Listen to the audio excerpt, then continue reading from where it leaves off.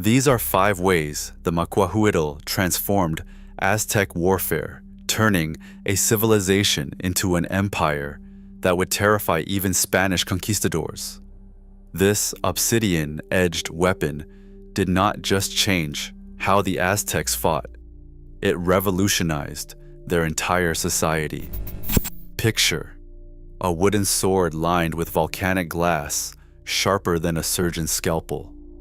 That is the Macuahuitl, a weapon so effective that Spanish chronicler Bernal Diaz del Castillo witnessed it decapitate a horse with a single blow. But the real story is not about its legendary cutting power. It is about how this ingenious weapon transformed a group of nomadic tribes into the rulers of an empire spanning 200,000 square kilometers. Around 900 CE, somewhere in the mountains of Mesoamerica, indigenous craftsmen made a discovery that would change warfare forever. They learned to knap obsidian, volcanic glass, into blades sharper than anything the world had seen. While European knights were still wielding crude iron swords, Mesoamerican warriors were creating edges that modern science measures at just 30 angstroms thick. That is 500 to 1,000 times sharper than a steel razor blade. The Macuahuitl emerged from this obsidian revolution. The name comes from the Nahuatl words maitl, meaning hand, and cuahuitl, meaning wood. It was essentially a flat wooden paddle, 3 to 4 feet long, with razor-sharp obsidian blades embedded along both edges. According to archaeologist Marco Cervera Obregon, there were 2 main versions. The standard Macuahuitl had 6 to 8 blades per side, and the smaller Macuahuitlzochtli had just 4 blades, designed for close quarters combat. What made this weapon revolutionary was not just its sharpness, it was its design philosophy. Unlike European swords built for durability, the Macuahuitl was engineered for maximum tissue damage with minimal effort. The obsidian blades, each about 3 centimeters long, were attached with natural bitumen, adhesive, in a pattern that Spanish observers noted could be neither pulled out nor broken. Here is where the Macuahuitl completely changed Aztec warfare. It was not designed to kill. This might seem counterintuitive, but the Aztecs had a radically different approach to combat than their European contemporaries. They fought to capture, not to slaughter, and the Macuahuitl was the perfect tool for this philosophy. The weapon's obsidian blades were deliberately spaced rather than continuous. This was not a design flaw. It was intentional. A continuous edge would have caused deeper, potentially fatal wounds. The spaced blades created multiple lacerations that would incapacitate an enemy without killing them outright. As modern experiments have shown, the Macuahuitl was most effective when swung and then dragged backward, creating what one researcher called the obsidian chainsaw effect. This capture-focused warfare created a complex social ladder that drove Aztec expansion. To become an elite jaguar or eagle warrior, a soldier needed to capture 4 enemies alive. The highest rank, the Cuauhtlotl warrior societies, required taking 20 live captives. This was not just about military prestige. Captured enemies became sacrificial offerings to the gods, feeding the religious machine that justified constant warfare.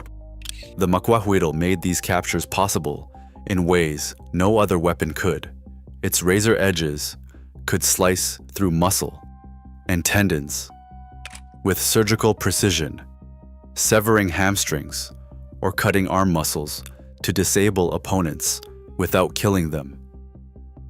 Spanish accounts describe Aztec warriors deliberately targeting specific body parts to incapacitate rather than kill, a surgical approach to battlefield medicine that was centuries ahead of its time. Before the Macuahuitl's widespread adoption, Mesoamerican warfare was largely an elite activity. Nobles fought nobles in ritualized combat, while commoners watched from the sidelines. The Macuahuitl changed all that, democratizing warfare. Unlike complex weapons that required years of training, the Macuahuitl could be manufactured quickly and taught effectively to large numbers of common soldiers. The Aztecs established schools called Telpochcali, where young men learned to fight with unbladed training clubs before graduating to the real thing. This created something unprecedented in Mesoamerican history: professional armies of commoners and a new emphasis on training. By 1428, when the Aztecs formed the Triple Alliance with Texcoco and Tlacopan, they could field massive armies equipped with standardized weapons. The Macuahuitl became the backbone of their military machine, allowing them to conquer and control 371 city-states across 38 provinces. Their capital, Tenochtitlan, grew to house between 200,000 and 300,000 people, making it larger than any European city of the time. The weapon's impact on Aztec logistics was equally revolutionary. Obsidian was abundant in the Valley of Mexico, particularly in the Sierra de las Navajas, which means Razor Mountains. This meant the Aztecs could produce thousands of weapons without relying on imported materials. Spanish accounts describe Montezuma's armories as containing every sort of weapon, with rooms full of Macuahuitls ready for deployment.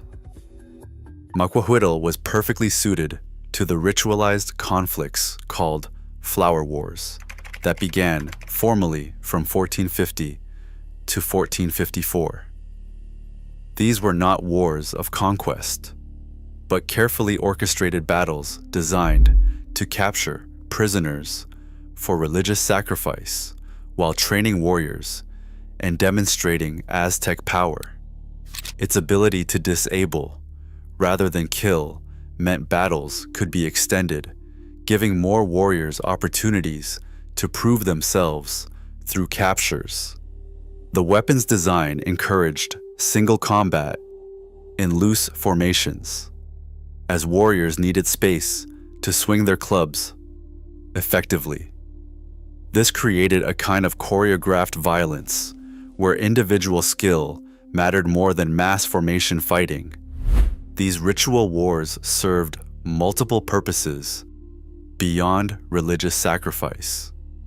They provided a pressure valve for Aztec aggression, while avoiding the total destruction of neighboring cities that might otherwise be useful tributaries. They also created a constant state of semi-warfare that kept the empire's military machine sharp, and its population focused on martial values. The psychological impact was enormous. Neighboring cities lived in constant fear of being selected for a flower war, knowing that their best warriors might be carried away for sacrifice. This terror was a form of soft power projection that often made actual conquest unnecessary. Many cities simply submitted rather than face Aztec military might. When Hernán Cortés landed in 1519, he encountered a military system unlike anything Europeans had experienced. The Spanish brought steel armor, firearms, and horses, technologies that should have given them overwhelming advantages. Yet Spanish chronicles are filled with accounts of Macuahuitl-wielding warriors who could match and sometimes surpass European soldiers in combat. The famous account of Pedro de Moron's horse being decapitated in a single blow was not mere Spanish exaggeration. Modern ballistics tests confirm that a skilled warrior could inflict devastating damage with a Macuahuitl. The weapon's obsidian edges could slice through muscle and bone with ease, though they struggled against Spanish steel armor. More importantly, the Macuahuitl represented a completely different philosophy of warfare that the Spanish found difficult to counter. European combat was about killing enemies quickly and efficiently. Aztec combat was about capture, honor, and religious duty. When these two systems met, the results were catastrophic for both sides, but ultimately decisive for the Spanish due to their technological advantages and disease. The conquest marked the end of the Macuahuitl era. Spanish accounts note that these weapons were so cleverly constructed that they posed a genuine threat to armored conquistadors. Yet, within 2 years of first contact, the great Aztec military machine that had dominated Mesoamerica for nearly a century was broken. Today, the last authentic Macuahuitl sits in archives in Mexico City, discovered during subway construction in the 1960s. The previous specimen was destroyed in a fire at Madrid's Royal Armory in 1884, taking with it one of history's most innovative weapons. But the Macuahuitl's true legacy is not in museum cases. It is in the revolutionary approach to warfare it represented. This weapon transformed nomadic tribes into an empire by democratizing combat, creating professional armies, and establishing a military religious complex that could sustain constant expansion. Modern surgeons still use obsidian scalpels because of their incredible sharpness and ability to create clean cuts that heal with minimal scarring. Dr. Lee Green at the University of Alberta notes that obsidian blades divide individual cells in half, while steel scalpels create wounds that look like they were made by a chainsaw. The Macuahuitl proves that innovation in warfare is not always about bigger, stronger, or more durable weapons. Sometimes, the most revolutionary advances come from thinking differently about what warfare is supposed to accomplish. The Aztecs created a weapon that could disable without killing, capture without destroying, and project power through controlled violence rather than total war. In just over 6 centuries, the Macuahuitl transformed Mesoamerican warfare and created one of history's most successful military cultures. It took European diseases, superior technology, and indigenous allies to finally bring down the empire this obsidian-edged weapon helped create. That is the true measure of how completely the Macuahuitl changed not just Aztec warfare, but the entire course of Mesoamerican history.